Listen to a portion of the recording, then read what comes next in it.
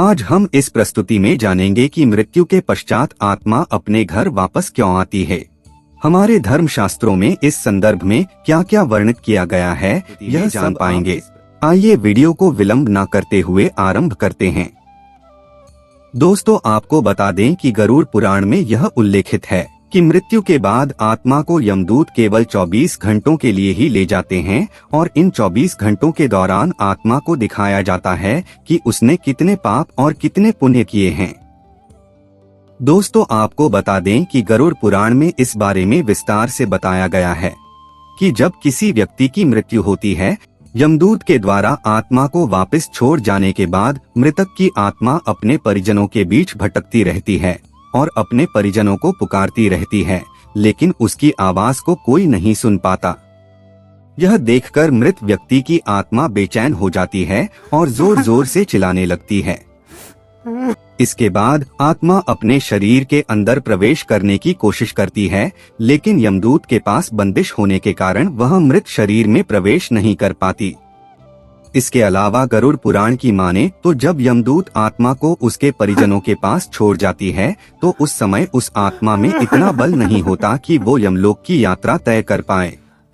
गरुड़ पुराण के अनुसार किसी भी मनुष्य के मृत्यु के बाद जो 10 दिनों तक किया जाता है, उससे मृतक आत्मा के विभिन्न अंगों की रचना होती है और जो 11वें और 12वें दिन पिंडदान किया जाता है, उससे मृतक आत्मा रूपी शरीर का मांस और त्वचा का निर्माण होता है और जब 13वें दिन 13वीं की जाती है तो उस दिन मृतक के नाम का पिंडदान किया जाता है। उसी से ही वो यमलोक तक की यात्रा तय करते हैं। अर्थात मृत्यु के बाद मृतक के नाम का जो पिंडदान किया जाता है, उसी से ही आत्मा को मृत लोक से यमलोक तक यात्रा करने का बल मिलता है। इसलिए ही गरुड़ पुराण में बताया गया है, जब किसी मनुष्य की मृत्यु हो जाती है तो उसकी आत्मा 13 दिनों तक अपने परिजनों के पास घर में भटकती रहती है और उसके बाद आत्मा मृत लोक से यमलोक की ओर निकल पड़ती है, जिसे पूरा करने के लिए उसे 12 महीने यानी कि 1 साल का वक्त लगता है। इतना ही नहीं, मान्यता के अनुसार 13 दिनों तक मृतक के नाम का किया गया पिंडदान उसके 1 वर्ष के भोजन के समान होता है। दोस्तों, आपको बता दे कि जिस मृतक व्यक्ति का पिंडदान नहीं किया जाता, यमदूत उसे 13वें दिन जबरदस्ती घसीटे हुए यमलोक की ओर ले जाते हैं और मृतक व्यक्ति की आत्मा को इस दौरान काफी कष्ट उठाना पड़ता है। इसलिए हिंदू धर्म में मनुष्य की मृत्यु के बाद 13 दिनों तक पिंडदान करना आवश्यक माना गया है। इसके अलावा आपको बता दें कि 13वें दिन परिजनों के द्वारा मृतक व्यक्ति के नाम का जो भोज करवाया जाता है,